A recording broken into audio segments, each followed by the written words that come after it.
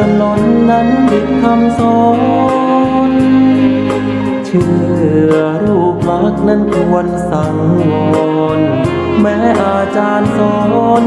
ใช่ว่าเชื่อหมดเลย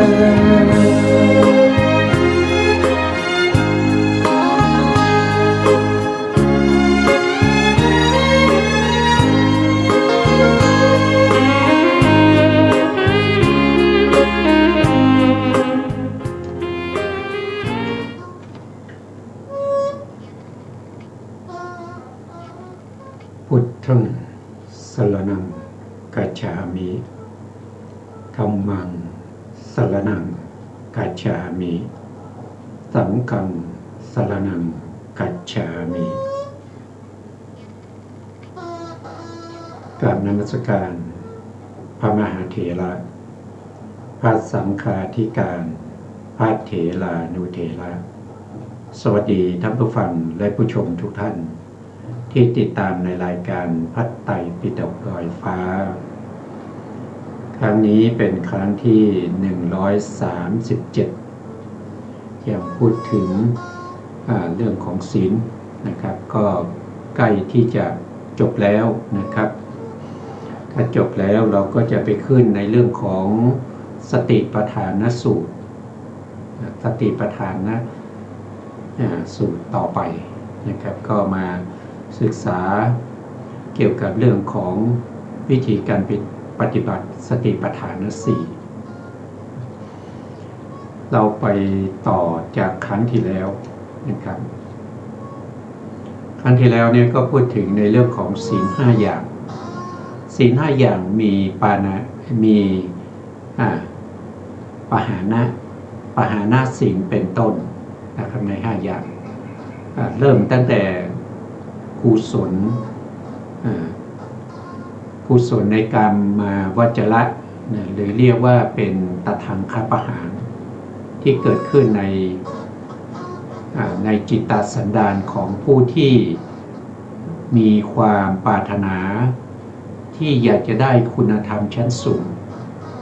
คือสมาธิแล้วก็วิปัสสนาเพื่อให้เข้าถึงมรรคถึงผลให้ได้ท่านก็จะเจริญ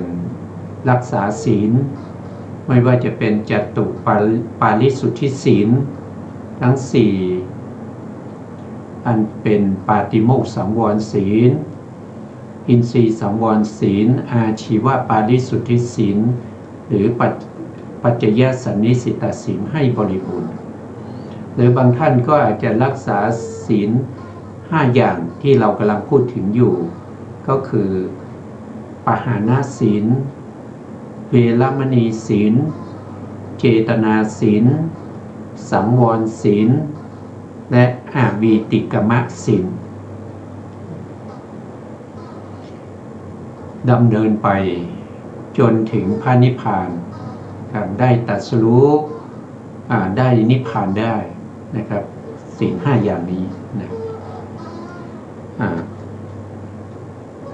ก็แหละในธรรม5อย่างนั้นทำอะไรที่ชื่อว่าปหานะย่อมไม่มีเป็นแต่เพียงเว้นความไม่บังเกิดขึ้นแห่งบาปธรรมทั้งหลายมีปาณาติบาตเป็นต้นประการดังกล่าวแล้วท่านก็บอกศีล5อย่างนะครับ5อย่างนี้ยกตัวอย่างเช่นปาณาติบาตยกตัวอย่างเช่นปหานะก็คือกำจัดเสียซึ่งการอาทินนาทานอย่างเงี้ยนะกำจัดเสียซึ่งปาณาติบาตอาทินนาทานนะแล้วก็กาเมสุมิจฉาจารมุสาวาทปิสุนวาจาสัมภปลัปปะพลุสวาจาอภิชาพยาบาทแล้วก็มิจฉาทิฏฐิปหานะก็เป็นตัวที่กำจัดอกุศลทุจริตทั้ง10นี้เพื่อไม่ให้อกุศลทุจริต ทั้ง10เกิดขึ้นได้ก็ถือว่าเป็นศีลอย่างหนึ่งเวรมณีก็คือการเว้นนะเว้นจากการฆ่าสัตว์นะเว้นจากการ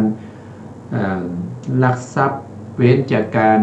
ประพฤติผิดในกามเว้นจากการกล่าวคำเท็จกล่าวคำสอดเสียดกล่าวคำหยาบคายกล่าวคำเพ้อเจ้อเว้นจากความเพ่งเล็งอยากได้ของคนอื่นเว้นจากการปองร้ายพยาบาทเบียดเบียนผู้อื่นแล้วก็เว้นจากมิจฉาทิฏฐิหรือว่ามีเจตนาจงใจมีเจตนาเป็นประธานที่เป็นไปในอกุศลทุจริตทั้ง10คือกายทุจริต3วจีทุจริต4มโนทุจริต3รวมเป็นทุจริต10ที่มีตัวเจตนาจงใจที่จะทำที่จะเว้นที่จะทำให้สิ่งเหล่านี้ไม่เกิดขึ้นในขันธสันดานของเรานั่นก็คือเจตนาศีลแล้วก็ต่อมาก็คือสังวรศีลสังวรก็คือการปิดกั้นการป้องกันไม่ให้อกุศลทุจริตทั้ง10เกิดขึ้นได้สุดท้ายก็คือ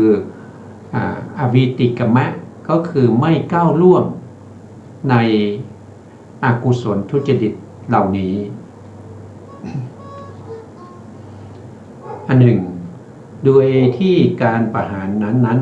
ย่อมเป็นการรองรับรองรับนี้ก็คือได้แก่อุปทานังนะครับอุปทานังเป็นที่รองรับแห่งอะไรแห่งกุศลธรรมนะและอาจว่าเป็นที่ตั้งเป็นที่ตั้งแห่งกุศลธรรมนั้น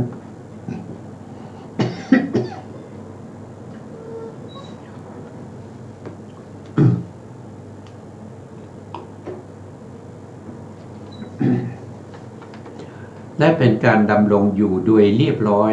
อันนี้โดยเรียบร้อยเพราะ โดยเรียบร้อยเนี่ยก็คือสมาทานเพราะไม่กระทำความเกะกะเพราะเหตุนั้นการประหารจึงเรียกว่าศีลก็คือการประหารเพราะอาจว่าความปกติก็คือความเรียบร้อยปกติในที่นี้หมายถึงปกติที่เป็นกุศลธรรมนะไม่ใช่ปกติโดยทั่วไปปกติโดยทั่วไปนี้ก็มีมากมายนะครับอย่างเช่นในกมีปกติฆ่าสัตว์อยู่เป็นประจำอย่างเงี้ยอันนี้ไม่เอาเนี่ยในขอมีปกติไปตกปลาทุกวันนะครับไปยิงนกทุกวันอย่างนี้เราไม่เอาแต่ปกติในที่นี้ก็คือปกติที่เป็นไปในศีลคือเขามีปกติในการเว้นจากการฆ่าสัตว์เขามีปกติรักษาซึ่งคุณธรรมที่เป็นศีลทั้งหลายอย่างนี้ปกตินี่ในที่นี้ก็เอาความหมายแค่เท่านี้นะคือกล่าวรองรับและการดำรงอยู่โดยเรียบร้อยนะก็คือสมถะนะครับซึ่งเป็นการพรรณนามาแล้วในตอนต้นนั้นแหละนะอันนี้มาตั้งแต่เราเริ่มเรื่องของศีลนะครับศีลมีอะไรชื่อว่าศีลอย่างเนี้ยนะครับอะไรชื่อว่าศีลนะครับศีลเจตนาก็เป็นศีลเจตสิกก็เป็นศีลสังวรก็เป็นศีลความไม่ก้าวล่วงก็เป็นศีลนะครับที่เราเริ่มศึกษาตอนแรกเรื่องของศีลนะมาตั้งแต่ตอนแรกแล้วนะครับซึ่งพรรณนามาแล้วในตอนต้นนั้นแหละอันนี้ก็คือท่านก็บอกว่าได้อธิบายมาแล้วตั้งแต่ต้นนะครับทำ4อย่างนอกนี้นะ4อย่างนอกนี้ก็คือนอกจากปหานะนอกจากปหานะก็คือมีเวรมณีเวรมณีศีลเจตนาศีลสังวรศีลและอาวีติกมศีล อวิติกมะก็คือความไม่ก้าวล่วงสังวรก็คือปิดกั้นอกุศลเจตนาก็คือจงใจที่จะไม่ให้อกุศลเกิดขึ้นเวรมณีก็คือเว้นนะเว้นจากอกุศลเว้นจากอกุศลทุจริตทั้ง10เหล่านั้นนะท่านกล่าวไว้โดยหมายเอาสภาพที่เป็นไปของจิตนะหมายเอาสภาพที่เป็นไปของจิตด้วยสามารถแห่งการงดเว้นจากบาปธรรมนั้นๆนะด้วยสามารถแห่งการระวังซึ่งบาปธรรมเหล่านั้นนะงดเว้นนะระวังนะระวัง ด้วย ด้วยสามารถแห่งความจงใจที่จะประกอบด้วยความงดเว้นนะจงใจนี้ก็คือได้แก่ตัวเจตนานะครับเจตนาศีลนะครับคือตัวนี้นะครับถ้าเป็นงดเว้นนะครับงดเว้นตรงนี้งดเว้นก็เป็นเวรมณีนะป้องกันระวังนะครับก็จะเป็นสังวรนะครับประกอบด้วยความงดเว้นและความระวังทั้งสองเว้นทั้งสองอย่างหนึ่งนะครับสามารถแห่งความไม่ล่วงละเมิดบาปธรรมเนี่ยก็ล่วงละเมิดก็คืออวิติกมะนะของบุคคลผู้ไม่ล่วงละเมิดนะส่วนอธิบายแห่งธรรม4อย่างนี้ที่ชื่อว่าศีลท่านก็บอกว่าได้อธิบายมาแล้วในตอนต้นทีเดียวนะทีนี้เราก็มาอธิบายเพิ่มเติมนิดหน่อยนะครับท่านบอกว่านะปหานะเนี่ยถ้าว่าโดยองค์คำเนี่ยนะปหานะนะครับตัวนี้ปหานะถ้าว่าโดยองค์คำก็คือได้แก่กุศลจิตตุบาทนะกุศลจิตตุบาทก็คือคำว่ากุศลจิตบาทก็คือหมายถึงกุศลนะหมายถึงตัวกุศลที่มีเจตสิกที่เป็นโสภณเจตสิกประกอบอยู่นะแล้วก็ในโสภณเจตสิกเหล่านั้นเนี่ยก็จะมีหิริความละอายต่อการประพฤติชั่วหรือความละอายต่อทุจริตทั้งหลายเป็นประธานบางครั้งก็มีโอตปะก็คือความเกรงกลัวต่ออกุศลธรรมทั้งหลายเหล่านั้นเป็นประธานหรือบางครั้งนะครับก็มีกรุณา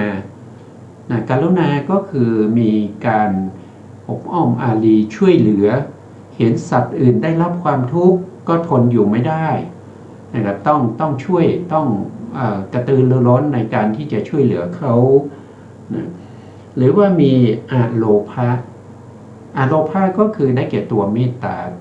ตาก็คือความปรารถนาดีอยากให้เขามีความสุขอยากให้เขาได้รับแต่สิ่งที่ดีๆด้วยความปรารถนาสิ่งเหล่านี้ก็เป็นประธานนะครับบางครั้งมีหิริเป็นประธานบางครั้งมีโอตปะเป็นประธานบางครั้งมีกรุณาเป็นประธานบางครั้งก็มีเมตตาเป็นประธานนะถ้ามีองค์ธรรมเหล่านี้ที่ประกอบอยู่ในกุศลจิตบาทในขณะนั้นจะไม่มีวาจาหรือว่าจะไม่มีวจีทุจริตหรือไม่มีกายทุจริตเพราะว่าวจีทุจริตหรือกายทุจริตเนี่ยพื้นฐานมาจากจิตใช่ไหมครับจิตที่เป็นอกุศลต้องมีจิตที่เป็นอกุศลก่อนนะครับคิดที่จะฆ่าสัตว์และถึงจะทำการให้จิตตชรูปที่เป็นกายทุจริตเกิดขึ้นจิตตชรูปทำให้ธาตุลมที่เราเรียกว่าจิตตชวาโยเกิดการถือไม้ถือมีดถือปืนนะครับแล้วก็ทุบลงไปในสัตว์ที่หวังจะตัดชีวิตเขาถ้าไม่มีอกุศลเนี่ยมันก็จะไม่มี นะครับก็จะไม่มีทุจริตแต่เมื่อมีอกุศลเกิดขึ้นนั่นแสดงว่าทุจริตจิตเราก็เป็นทุจริตสามารถที่จะแสดงมาทางกายทางวาจาได้นี่ก็เป็นองค์ธรรมนะองค์ธรรมของปหานะนะต่อไปนะครับก็คือเขาทั้งสี่ทำทั้งสี่นะครับอันนี้ก็ท่านก็อธิบายไว้เท่านี้นะครับก็เพิ่มเติมให้นะครับก็เหมือนกันนะก็เหมือนกันไม่ว่าจะเป็นไม่ว่าจะเป็นมีการงดเว้นเวรมณีเนี่ยก็มาจากจิตเหมือนกัน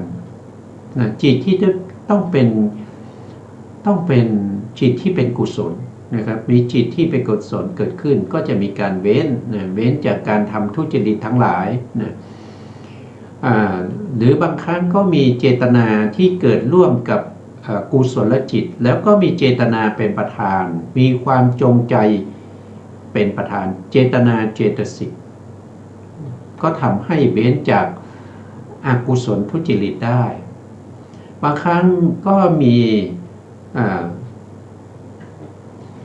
อะไรมีสตินะครับสังวรก็องค์ธรรมก็คือตัวสติสังวรในอินทรีย์ห้าก็คือสำรวมในการเห็นแล้วอยากจะตบอยากจะตีอยากจะฆ่านะถ้าเรามีสติอยู่ในจิตดวงที่เห็นแล้ว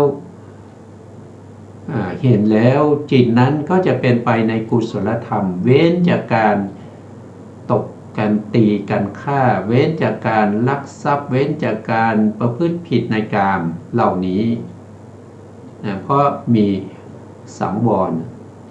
รในจักขุนสีก็คือวิถีที่เกิดทางตา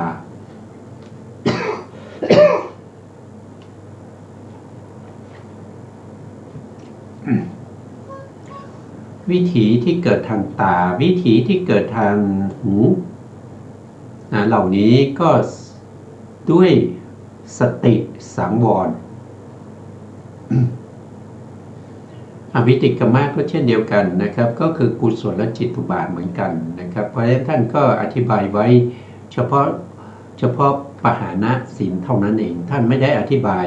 ว่าองค์ธรรมเวรมณีคืออะไรเจตนาคืออะไรสังวรคืออะไรวิติกมะคืออะไรนี่ก็เพิ่มเติมให้นะครับว่าเจตนาก็คือเจตนาเจตสิกเป็นประธานในกุศลและจิตตุบาทสังวรก็คือตัวสตินะครับสติที่เป็นประธานในกุศลและจิตตุบาทอวิติกมะนี้เรารู้อยู่แล้วตั้งแต่ตอนแรกนะครับก็คือกุศลจิตตุบาทนั่นเองอันนี้ก็นะครับต่อไปศีลห้าอย่างโดยแยกเป็นปหานะศีลเป็นต้นยุติเพียงเท่านี้จบแล้วนะจบแล้วท่านก็บอกว่าศีลห้าอย่างในหมวดที่สองนะครับมีปหานะศีลเนี่ยเป็นต้นเนี่ยก็จบเพียงแค่นี้นะครับต่อไปท่านจะพูดถึงเรื่องอะไรนะครับเราก็มาดูต่อนะครับก็แหละการวินิจฉัยปัญหาเหล่านี้คืออะไรชื่อว่าศีลนะอะไรชื่อว่าศีลเรารู้แล้วนะครับตั้งแต่ตอนแรกเลยอะไรชื่อว่าศีลก็คือเจตนาที่เป็นไปในจารีตศีลวารีตศีลจารีตศีลก็คือการประพฤติปฏิบัติข้อวัดเช่นพ่อแม่มีหน้าที่ในการเลี้ยงดูบุตรส่งบุตรให้ไปศึกษาเล่าเรียนนะครับทำให้บุตรเป็นคนดีมีคุณธรรมอันนั้นเป็นข้อวัดข้อปฏิบัติเป็นจารีตของพ่อแม่แล้วลูกล่ะลูกก็มีข้อปฏิบัติเป็นจารีตศีลของลูกนั่นก็คือต้องเชื่อฟังคำสั่งสอนของพ่อแม่ช่วยพ่อแม่ทำงานอย่าไปประพฤติตนให้เป็นที่เดือดร้อนแก่พ่อแม่นี่ก็เป็นจารีตศีลถ้าเป็นพระภิกษุก็มีจารีตศีลเหมือนกันเช่นมีอุปชัยวัตรอาจาริยวัตรเงี้ยนะครับหรือว่า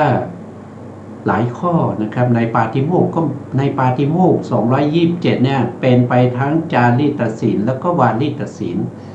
นะจารีตคือข้อประพฤติปฏิบัติที่ต้องทำวารีตศีลก็คือข้อห้ามไม่ให้ทำอย่างเช่นไม่ให้อวดอุตริมนุสธรรมอย่างเงี้ยนะไม่ให้เสพเมถุนนะครับไม่ให้เกี่ยวพาราสีผู้หญิงอย่างนี้อันนี้คือวารีตศีลนะก็เป็นก็ตัวเจตนาคือศีลที่เป็นไปในจารีตศีลและก็วารีตศีลอันนั้นชื่อว่าศีลอันที่สองก็คือวิรตีก็ชื่อว่าศีลใช่ไหมครับวิรตีก็เป็นไปในวิรตีสัมมาวาจาสัมมากัมมันตะสัมมาวาจาก็คือพูดแต่วาจาที่เป็นคำสัตย์คำจริงไม่พูดคำเท็จไม่พูดคำหยาบคายไม่พูดคำเพ้อเจ้อไม่พูดสอดเสียดยุยงให้เขาแตกกันอันนั้นก็คือประเภทที่เป็นวาจาวจีสุจริตนะครับเว้นวจีสุจริตแล้วก็สัมมากัมมันตะสัมมากัมมันตะก็คือกายนะครับกายที่เป็นไปในอะไรในการเว้นจากการฆ่าสัตว์นะครับในการเว้นจากการลักทรัพย์ในการเว้นจากการประพฤติผิดในกามแถมให้หนึ่งนะครับสงเคราะห์เอาเรื่องของเว้นจากการดื่มสุราเข้ามาไว้ในกายทุจริตด้วยนะครับก็มาอยู่ในกายทุจริตแต่ไม่ได้พูดถึงในโดยทั่วไปก็ไม่ได้พูดถึงข้อนี้นะแล้วการที่สามก็คือสัมมาอาชีวะสัมมาอาชีวะก็คือการประกอบอาชีพที่เว้นจากวจีทุจริต4กายทุจริต3นะของพระภิกษุก็มีมากมายนะครับอเนสนาต่างๆนะครับการพูดเลาะเลมการพูดการหวังผลเอาลาภไปต่อลาภอะไรพวกนี้นะครับก็เป็นเรื่องของอาชีพนะครับก็ไปดูในรายละเอียดในเรื่องของพระวินัยต่อไปนะครับเราศึกษามาพอสมควรแล้วนะครับอันนั้นก็คือวิรติศีลที่เป็นวิรติ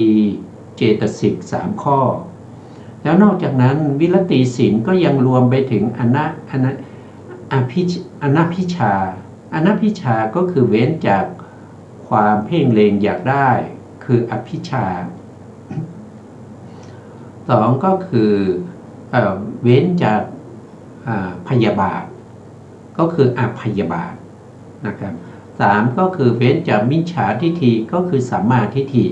คือตัวปัญญาองค์ธรรมมีอยู่6เรียกว่าวิรติศีลมีองค์ธรรม6นะเจตนาศีลมีองค์ธรรม1คือตัวเจตนานะต่อมาก็คือมวลอะไรชื่อว่าศีลในข้อที่3ก็คือสังวรก็ชื่อว่าศีลสังวรมีเท่าไหร่ก็มีอยู่5อย่างด้วยกันนะครับปาติโมกข์สังวร1 2สติสังวร3วิริยะสังวร4ขันติสังวร5ญาณสังวรนะพวกนี้ก็ชื่อว่าศีลแต่อยู่ในศีลประเภทสังวรศีลนะครับแล้วก็ข้อที่4ความไม่ก้าวล่วงอวิติกมะก็ชื่อว่าศีลนี่ก็คือได้แก่กุศลจิตบาทนะครับก็คือทั้งกุศลและเจตสิกที่ประกอบนั้นเป็นองค์ธรรมด้วยกันอันนี้ก็เป็นอะไรชื่อว่าศีลนะครับในหมวดที่1อะไรชื่อว่าศีลข้อที่2ก็คือที่ชื่อว่าศีลเพราะอาจว่ากะไรนะครับชื่อว่าศีลเพราะอาจว่าปกตินะครับหรือบางทีก็จะเรียกว่าเป็นศีลนะนะครับศีลนะก็คือปกติในที่นี้ก็คือปกติในกุศลธรรมนะครับมีสมาทานังกับอุปทานัง อุปทานังก็รองรับรองรับกุศลธรรมชั้นสูงนะครับสมาทานังก็คือส่งไว้ซึ่งความเรียบร้อยศีลมีลักษณะอย่างไรนะศีลมีลักษณะก็คือลักษณะของศีลเนี่ยก็จำได้อยู่พูดไปพูดมาจำไม่ได้นะเนี่ยก็ถ้าเราไม่ได้ดูบ่อยๆเนี่ยมันก็จะจำไม่ได้นะครับเพราะว่ามันมีมากมายนะครับมีมากมายเพราะฉะนั้นผู้ที่หวังความเจริญก้าวหน้าเนี่ยก็จะต้องจำนะถ้าจำได้ก็เป็นสิ่งที่ดีนะครับจำได้ก็เป็นสิ่งที่ดีเพราะการจำสิ่งเหล่านี้ดีกว่าที่เราจะไปจำในสิ่งที่ไร้สาระทั้งหลายนะครับอะไรเป็นลักษณะของศีลนะครับท่านก็บอกว่ามีความปกตินะความปกตินี่เป็นลักษณะของศีลปกติในที่นี้เป็นไปในปกติที่เป็นกุศลนะครับเป็นกุศลอะไรเป็นลดนะครับอะไรเป็นลดนะตรงนี้อะไรเป็นลดของศีลก็คือการขจัดเสียซึ่งความทุศีลก็คือทำลายเสียซึ่งความเป็นทุจริตทางกายและวาจานั่นก็เป็นลดของศีลนะแล้วเป็นอาการปรากฏล่ะอะไรเป็นอาการปรากฏของศีลนะท่านก็บอกว่าอาการปรากฏของศีลนั้นก็คือได้เกิดความสะอาดทางวาจาทางกายแล้วก็ทางใจอันนั้นเป็นอาการปรากฏของศีลโดยแล้วก็อะไรเป็นเหตุใกล้ให้เกิดศีลก็คือปัฏฐานนี่ก็แปลว่าเหตุใกล้ให้เกิดศีลเหตุใกล้ให้เกิดศีลเขาก็บอกว่านะครับก็คือได้แก่หิริคือความละอายต่ออกุศลทั้งหลายแล้วก็โอตตัปปะคือความเกรงกลัวต่ออกุศลทุจริตทั้งหลายอันนั้นเรียกว่าเป็นอะไรเป็นเหตุใกล้ให้เกิดศีลนะครับต่อไปท่านก็บอกว่าอานิสงส์อย่างไรนะครับมีอานิสงส์อย่างไรนะครับท่านก็บอกว่ามีอานิสงส์ก็คือผู้ที่มีศีลนั้นก็จะประสบพบกับโภคทรัพย์อันยิ่งใหญ่นี่คือข้อที่หนึ่งนะครับคือสามารถที่จะรักษาโภคทรัพย์ไว้ได้หรือว่าบางทีก็โชคดีนะครับในการที่ได้โภคทรัพย์ทำธุรกิจอะไรก็สามารถที่จะหากำไรได้ไม่ขาดทุนคนอื่นทำแล้วขาดทุนแต่เราทำแล้วเราไม่ขาดทุนเราได้กำไรทำอะไรจับอะไรก็ทำให้ธุรกิจของเรานั้นเจริญก้าวหน้านะครับอันนี้ก็มาจากอะไรก็มาจากศีลมาจากอานิสงส์ของศีลเพราะเราไม่เคยเราเว้นจากการฆ่าสัตว์เราไม่เคยลักทรัพย์ของคนอื่นเพราะฉะนั้นทรัพย์สินของเราก็จะอยู่ได้มั่นคงแล้วก็จะหาทรัพย์ได้ง่ายนะครับสองก็คือมีชื่อเสียงขจรไปได้ทุกทิศนะครับทั้งตามลมแล้วก็ทวนลมด้วยนะสามก็คือมีความองอาจไม่เคอะเขินไม่เคอะเขินเวลาเราเข้าสังคมเนี่ยเราก็ไม่ต้องกลัวใครเพราะเรามีศีลแต่ถ้าคนไม่มีศีลเนี่ยก็เข้าสังคมก็กลัวเขาจะรู้ไอ้นี่มันเป็นชู้กับอีนั่นนะมันก็ไม่กล้าเข้าสังคมไอ้นี่มันวันก่อนเนี่ยมันไปชี้ปล้นมานะเนี่ยไอ้นี่นะมีอาชีพไม่ดีนะทำการเขาเป็นเพชฌฆาตนะเขาฆ่าโคฆ่าสุกรฆ่าปลามีอาชีพไม่ดีนะครับทรมานสัตว์ด้วยอย่างเช่นในพระสูตรก็มีในเรื่องของในขู่ฆ่าอย่างเงี้ยนะครับก็เข้าสังคมก็ไม่องอาจนะครับไม่องอาจนะข้อต่อไปก็คืออานิสงส์ของศีลข้อต่อไปท่านก็บอกว่าไม่หลงทำกาละก็คือไม่หลงตายในขณะที่จะตายเนี่ย ก็มีอารมณ์3อย่างมาปรากฏใช่ไหมอย่างใดอย่างหนึ่งเนี่ยบุคคลที่รักษาศีลอยู่เป็นประจำเนี่ยบุคคลนั้นก็จะไม่มีอารมณ์ที่ที่ไม่ดีอารมณ์ที่ไม่ดีอารมณ์ที่โหดร้ายอารมณ์จะได้ไปเห็นเขาฆ่ากันยิงกันนะครับหรือว่าฆ่าสัตว์ตัดชีวิตอย่างเงี้ยเราก็จะไม่เห็นเพราะว่าเราไม่ได้มีอัธยาศัยอย่างนั้นเราก็จะได้เห็นว่าเราไปใส่บาตรเราไปทำบุญเราไปทอดกฐินเราไปทอดพระป่าอย่างเงี้ยเราไปถวายอาหารพระเราไปให้อาหารแก่สัตว์ทั้งหลายอย่างนี้เป็นต้นนะครับก็เป็นอารมณ์ที่ดีนะครับแล้วก็อันนี้ก็จะทำให้เราไม่หลงตายนะครับแต่ถ้าตายไปแล้วเนี่ยเบื้องหน้าของบุคคลผู้มีศีลนั้นก็คือสุคติโลกสวรรค์นะครับก็ไปเกิดเป็นเพื่อนของเทวดาไปเกิดเป็นเพื่อนของท้าวสกัดเนี่ยไปเกิดเป็นท้าวเทวดาองค์ใดองค์หนึ่งนะในเทวดาทั้ง6ชั้นนะชั้นใดชั้นหนึ่งนะครับอาจจะไปเป็นเพื่อนกับท้าวยามานะครับหรือว่าอาจจะไปเป็นเพื่อนกับท้าวดุสิตอย่างเงี้ยนะก็เพราะว่าเรามีศีลเราก็ไม่ต้องกลัวนะครับเราก็ไม่ต้องกลัวเพราะว่าเราเมื่อตายไปก็เข้าถึงสุคติโลกสวรรค์อย่างน้อยๆก็มาเกิดเป็นมนุษย์เป็นมนุษย์ที่มีคุณภาพก็คือหมายถึงว่าเป็นมนุษย์ชั้นสูงนะครับไม่ได้เกิดมาเป็นมนุษย์ชั้นต่ำยากจนนะครับไม่ได้เป็นจันทานนะเป็นขหบดีนะครับหรือว่าเป็นมนุษย์ที่มีอะไรพ่อแม่ที่เป็นผู้ที่มีหน้ามีตาในสังคมเป็นผู้ที่มีทรัพย์สินเงินทองมากมีบริวารมากอย่างเนี้ยนะอันนี้ก็เป็นอานิสงส์ของศีลนะครับอานิสงส์ของศีลนะ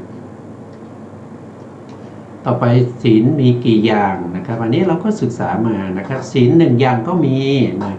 ศีล1อย่างก็มี2อย่างก็มี3อย่างก็มี4อย่างก็มี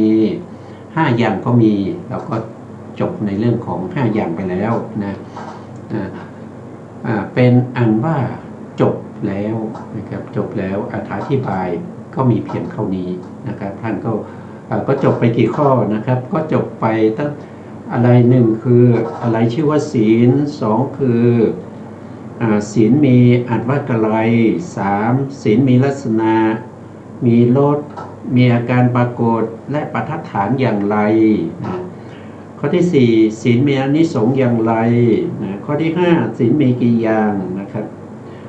ก็ยังเหลืออีก2ข้อนะครับมีอยู่ทั้งหมด7ข้อข้อที่6คืออะไรเป็นความเศร้าหมองของศีลข้อที่7อะไรเป็นความผ่องแผ้วของศีลนะทีนี้เราก็มาต่อในข้อที่6นะครับข้อที่6ท่านบอกว่าความเศร้าหมองและความผ่องแผ้วของศีลนะครับเนี่ยนะครับในข้อธรรมข้อที่21ปัญหากรรมใดที่ข้าพเจ้ากล่าวมาแล้วอะไรเป็นความเศร้าหมองเป็นความผ่องแผ้วของศีลนั้นข้าพเจ้าจะวินิจฉัยปัญหากรรมต่อไปนี้นะภาวะที่ศีลขาดเป็นต้นอันนี้ศีลขาดนี่เป็นอะไรเป็นความผ่องแผ้วของศีลหรือว่าเป็นความเศร้าหมองนะครับอันนี้ก็เป็นความเศร้าหมองนะครับเป็นความเศร้าหมองของศีลนะภาวะที่ศีลไม่ขาดอันนี้ศีลไม่ขาดก็เป็นความผ่องแผ้วของศีลท่านยกตัวอย่างมานะครับรายละเอียดท่านจะวิสัชนาในข้อที่6นะครับในข้อที่6ข้อที่6ความเศร้าหมองของศีลท่านจะวินิจฉัยหรืออธิบายในเรื่องของความเศร้าหมองของศีลเราก็มาฟังท่านนะครับก็แหละภาวะที่ศีลขาดเป็นต้นนั้นท่านสงเคราะห์ด้วยความแตกต่างซึ่งมีลาภและยศเป็นต้นเป็นเหตุอย่างหนึ่ง เราเคยศึกษามาใช่ไหมครับศีลนะครับศีลมีที่สุดนะครับอปริยันตศีลศีลมีที่สุดก็คือสิ้นสุดที่ไหนสิ้นสุดที่ลาภนะครับสิ้นสุดที่ลาภบางทีเรารักษาศีลมาตั้งนานนะครับมีคนมาเสนอให้เราคุณช่วยดูหน่อยช่วยเซ็นหน่อยนะครับเดี๋ยวผมจะให้คุณ20 ล้านนะครับเดี๋ยวผมจะโอนเงินเข้าบัญชีให้คุณ20 ล้าน30 ล้านนะคุณช่วยผลักดันหน่อยนะครับโครงการนี้นะตอนแรกก็บอก5 ล้านก็ไม่สนใจใช่ไหมครับก็รักษาศีลได้10 ล้านก็รักษาศีลได้20 ล้านโอ้เอาละนะครับ20 ล้านก็ยอมนะครับยอมเซ็นนะอันนี้ก็ศีลนั้นสิ้นสุดเพราะลาภนะครับเพราะมีลาภเป็นปัจจัยทำให้ศีลนั้นขาดเพราะลาภนะบางทีก็เพราะยศนะครับคุณช่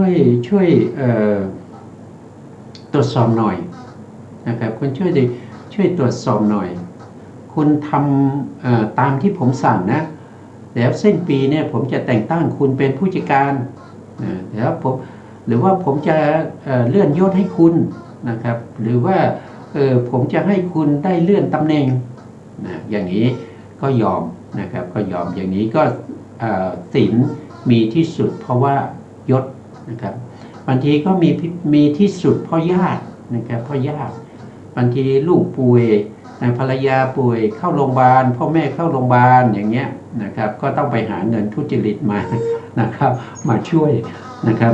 ไม่สามารถที่จะทรงไว้หรือรักษาไว้ซึ่งศีลเพราะยากนะครับหรือว่าบางครั้งก็เพราะว่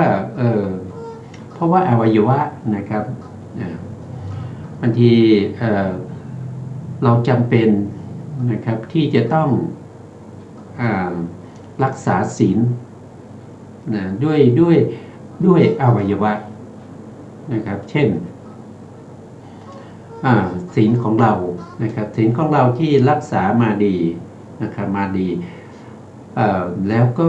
ครั้งหนึ่งนะครับครั้งหนึ่งเราเข้าไปในป่าเนี่ยนะเราเข้าไปในป่านะแล้วก็เกิดต้นไม้มันล้มมาทับหรือว่าอย่างไรเนี่ยนะครับแล้วก็ไม่สามารถที่จะออกมาได้นะครับเราก็มีมีดมีอะไรอยู่ที่จะฟันต้นไม้นะครับฟันต้นไม้มันก็ผิดศีลใช่ไหมครับแบบผ้าของเขียวอย่างเงี้ยภูตคามอย่างเงี้ยเราก็ยอมนะครับยอมอะไรบางทีก็ต้องยอมให้ติดอยู่ตรงนั้นเหมือนกับพระเถระหลายๆรูปใช่ไหมครับที่ถูกหญ้า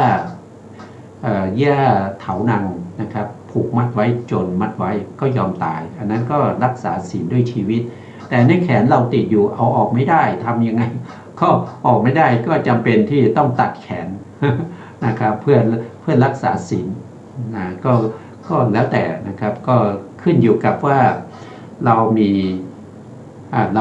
เห็นศีลนั้นมีคุณค่าอย่างไรนะครับอันนั้นก็คือเรื่องของการยอมเสียสละอวัยวะเพื่อรักษาศีลยอมสละชีวิตเพื่อรักษาศีลหรือว่ายอมสละลาภยศสรรเสริญญาติพี่น้องนะครับเพื่อรักษาศีลอันนี้ก็เป็นถ้าเราไปศึกษาในเรื่องของพระโพธิสัตว์ท่านบำเพ็ญบารมีในเรื่องของศีลบารมี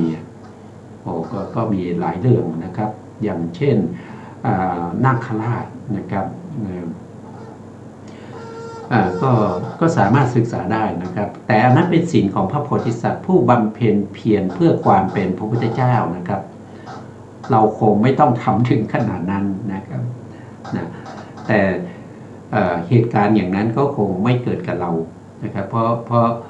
เราไม่ได้ปรารถนาจะเป็นพระพุทธเจ้านะครับเราก็รักษาศีลที่เป็นศีลธรรมดาทั่วไปนะเราไม่ได้รักษาศีลประเภทที่เป็นเขาเรียกว่าอุปบารมีนะศีลอุปบารมีหรือว่า ปรมัตถะนะศีลปรมัตถบารมีนะเราไม่ได้รักษาถึงขนาดนั้นนะครับ เรารักษาศีลที่เป็นบารมีทั่วไปเพื่อจะได้ตรัสรู้เราเป็นแค่สาวกนะครับเราเป็นแค่สาวกเราไม่ได้ปรารถนาพระปัจเจกเราไม่ได้ปรารถนาเป็นพระพุทธเจ้าเราก็รักษาศีลตามสมควรที่เราจะได้เป็นสาวกของพระพุทธเจ้าได้ดวงตาเห็นธรรมแล้วก็ตรัสรู้เป็นพระอรหันต์แล้วได้ปรินิพพานไม่ต้องเวียนว่ายตายเกิดอีกต่อไปก็มาดูต่อนะครับอย่างใดอย่างหนึ่งนะครับหรือบางครั้งก็เรื่องของเมถุนธรรมเมถุนสังโยชน์7ประการอย่างนี้นะครับอันนี้เรื่องของลาภอะไรพวกนี้ท่านได้อธิบายไว้แล้วท่านก็จะไม่อธิบายต่อนะครับท่านก็จะมาอธิบายในเรื่องของสังโยชน์นะครับกับศีลที่ขาดนะศีลที่ขาดศีลที่ทะลุศีลที่ด่างศีลที่พ้อยนะครับก็มาดูรายละเอียดนะเพราะส่วนนี้ท่านยังไม่ได้อธิบายนะครับจริงอย่างนั้นนะในบรรดาอาบัติ7 กองนะอาบัติ7 กองก็มีอะไรบ้างนะครับจำได้ไหมนะก็มี1ก็คือก็คงจำได้ไหม ได้บ้างนะครับก็มีก็มีปาราชิกนะครับกองที่1ก็ปาราชิกกองที่2ก็คือสังฆาทิเศษนะกองที่3ก็อะไรสังฆาทิเศษนะครับเสขียนั่นมันปาจิตตีนะปาจิตตีก็ไปดูนะครับก็ไปดูนะผมจำไม่ได้เหมือนกันนะครับเพราะว่าไม่ได้เขาเรียกว่าเดี๋ยวผมดูหลักฐานนิดหนึ่งนะดูหลักฐานนิดหนึ่งไม่รู้ว่าจะได้บันทึกไว้หรือเปล่านะครับในเรื่องของศีล7 กองมีอะไรบ้างนะบางทีมันก็เราก็ผ่านตานะครับผ่านตาแล้วก็แต่ก็จำไม่ได้นะโดยเฉพาะอายุมากเนี่ยจะจำอะไรไม่ค่อยได้เลยนะจำอะไรไม่ได้นะช่วงนี้ก็มีโรคประจำตัวอยู่อย่างหนึ่งนะครับโรคประจำตัวนั่นก็คือเวียนศีรษะนะเวียนศีรษะบ่อยๆนี่มันทำให้มีปัญหากับสมองนะครับทำให้สมองฝ่อไปได้นะสมองฝ่อได้นะเพราะเลือดที่ไปเลี้ยงสมองนี่ไม่เพียงพอนะครับทำให้เวียนศีรษะอย่างเงี้ยนะครับผมมีปัญหาเรื่องกระดูกคอมันคดด้วยนะมันก็ทำให้ไปกดทับในเรื่องของเลือดที่ไปเลี้ยงสมองนะครับไปเลี้ยงส่วนบนนะก็ทำให้เวียนศีรษะได้นะหายังไม่เจอเลย ก็พูดง่ายๆนะครับก็มีปาราชิกนะครับแล้วก็สังฆาทิเศษปาจิตตีเป็นต้นนะครับพวกนี้นะพวกนี้ก็เป็นศีลนะครับศีลพวกนี้ก็สามารถที่จะด่างพร้อยได้นะด่างพร้อยได้สิกขาบทของภิกษุใดขาดเบื้องต้นนะขาดเบื้องต้นกับที่สุดนะขาดเบื้องต้นกับที่สุดเนี่ยศีลของภิกษุนั้นเรียกว่าศีลขาดนะเรียกว่าศีลขาดก็คือขาดอย่างเช่นศีล5เนี่ยขาดข้อที่1นะข้อที่1ก็เรียกว่าศีลขาดหรือว่าไปขาดข้อที่5ก็เรียกว่าศีลขาดหรือว่าขาดทั้งต้นแล้วก็ขาดข้อ1แล้วก็กระโดดศีลข้อที่2ข้อที่3ข้อที่4นี่ไม่ขาดใช่ไหมไม่ขาดนะครับไปขาดข้อสุดท้ายคืออะไรสุราเมลัยนะอันนี้ก็คือศีลขาดนี่ก็คือต้นกับปลายนะถ้าต้นขาดนะครับถ้าเขียนเป็นรูปนะครับก็ถ้าเป็นอย่างนี้นะครับศีลข้อที่1นะข้อที่2นะครับศีลข้อที่3ศีลข้อที่4แล้วก็ศีลข้อที่5นะครับอันนี้สมมติว่าเป็นศีล5ข้อนะอันนี้เป็นข้อที่1นะครับอันนี้เป็นข้อที่1นี้เป็นข้อที่2นะอันนี้เป็นข้อที่3อันนี้เป็นข้อที่4นี้เป็นข้อที่5ถ้าศีลขาดนี่ก็คือขาดข้อที่1นะครับก็คือข้อที่1ขาดไปอย่างนี้ก็เรียกว่าเป็นศีลขาดนะครับศีลขาด หรือบางคนอาจจะไปขาดข้อที่5ก็ได้นะครับก็เรียกว่าศีลขาดข้อที่1ไม่ขาดนะปาณาติบาตเราก็ไม่เคยทำอาทินนาทานเราก็ไม่เคยทำนะแล้วก็ข้อที่4กาเมสุมิข้อที่3กาเมสุมิจฉาจารเราก็ไม่เคยทำนะแล้วก็มุสาวาทเราก็ไม่เคยทำแต่ข้อที่5เราดื่มสุราเป็นประจำนะครับก็อันนี้ก็ขาดนะบางคนอาจจะเคยฆ่าสัตว์นะแต่ไม่เคยลักทรัพย์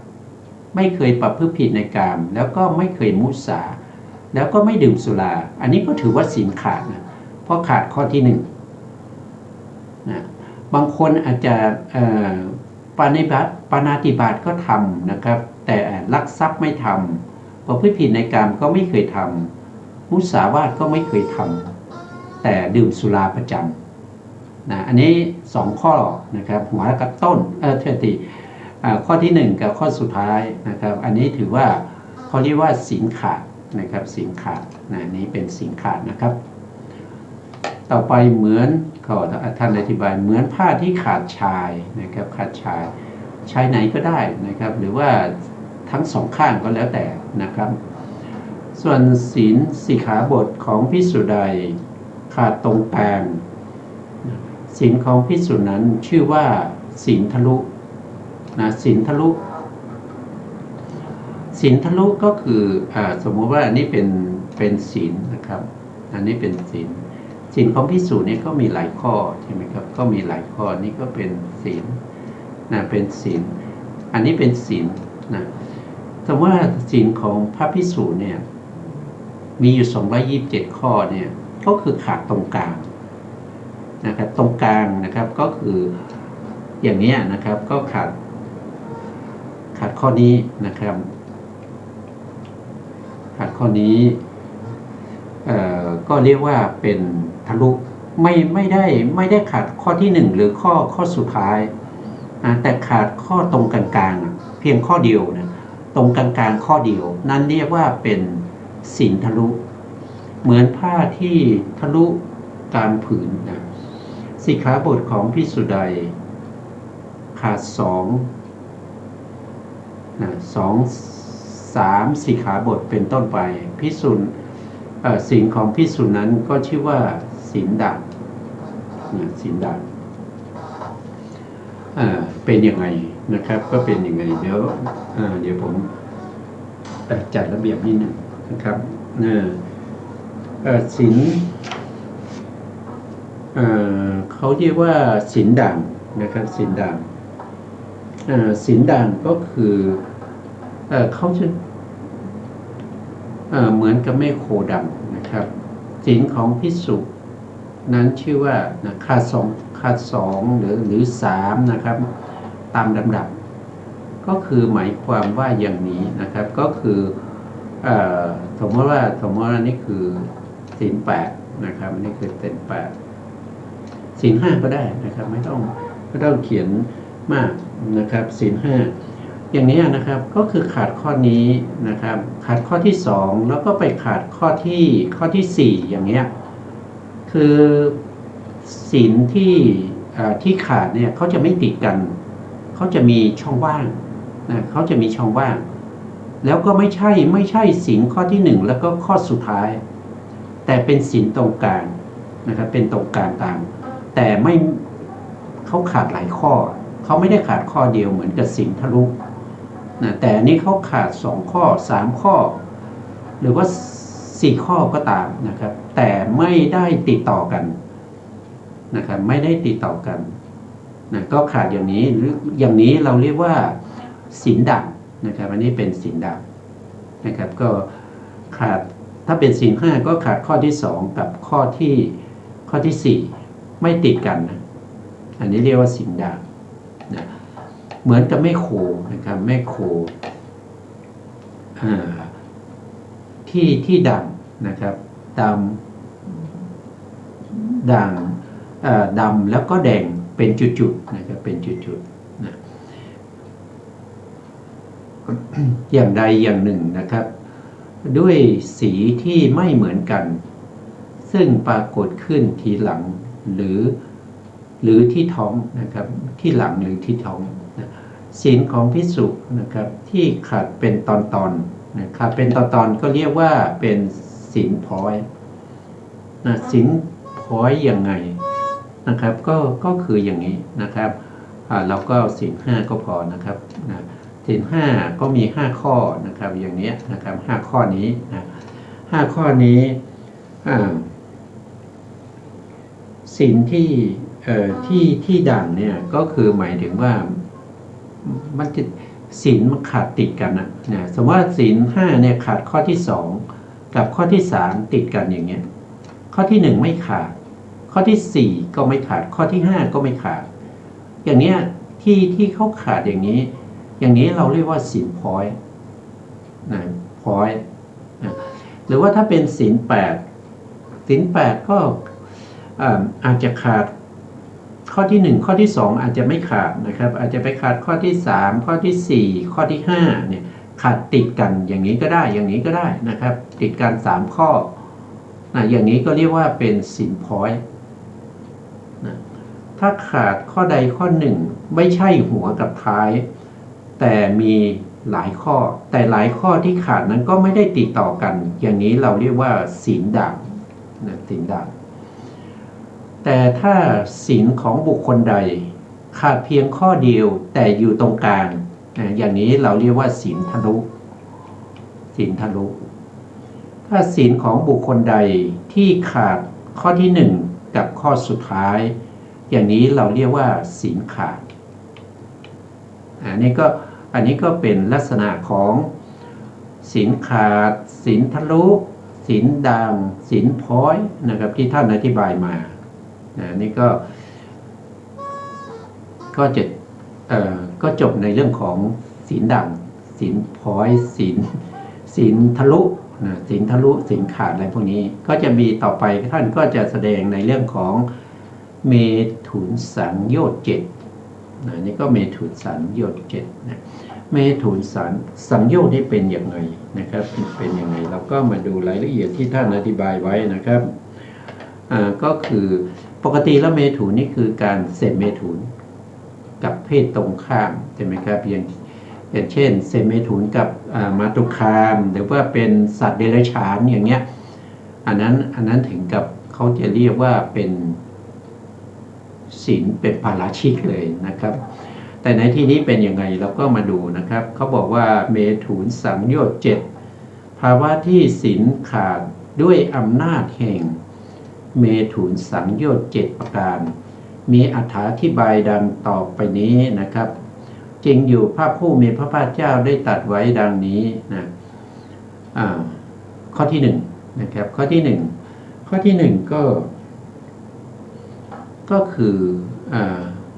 พราหมณ์หรือสมณพราหมณ์นะครับคนใดคนหนึ่งในโลกนี้ปฏิญาณตนว่าเป็นผู้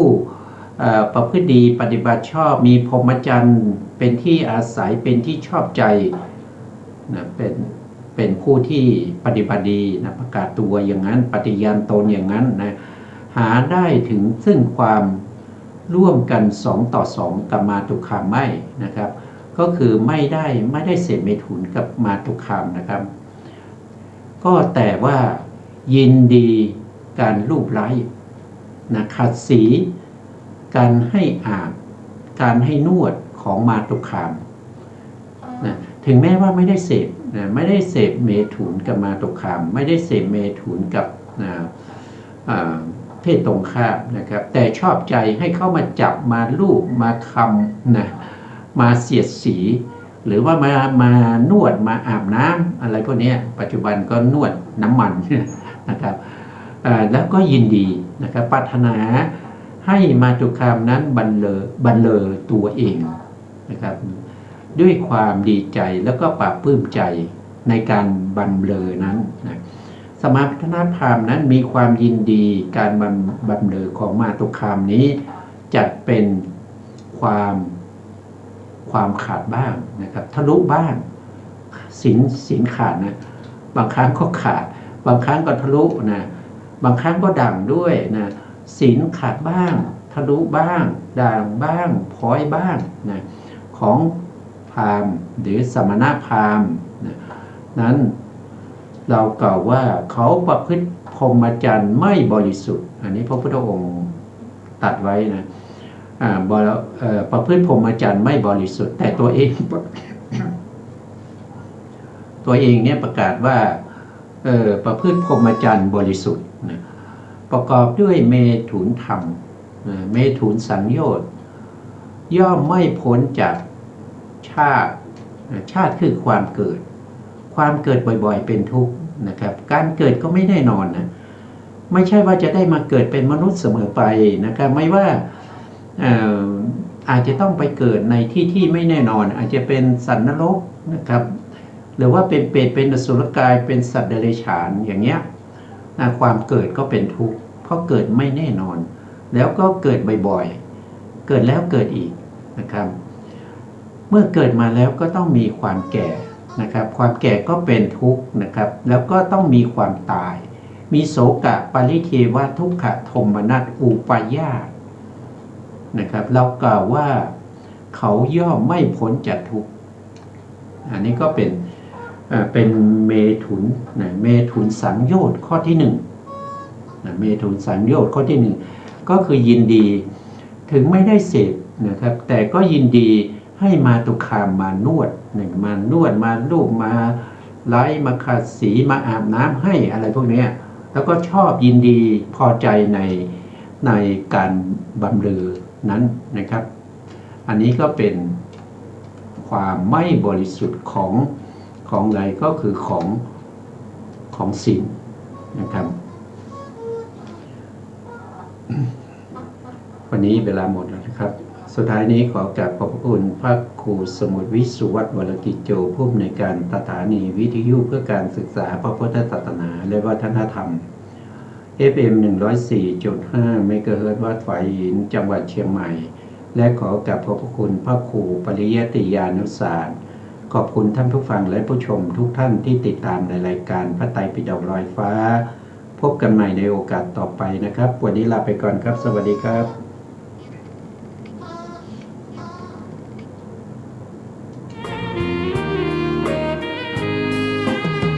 กาลามาสูตรบทธรรมพระพุทธศาสตร์พระองค์วางวาดหมดจดไม่ให้ไขว้เขวแล้วคิดตามเหตุผลต้น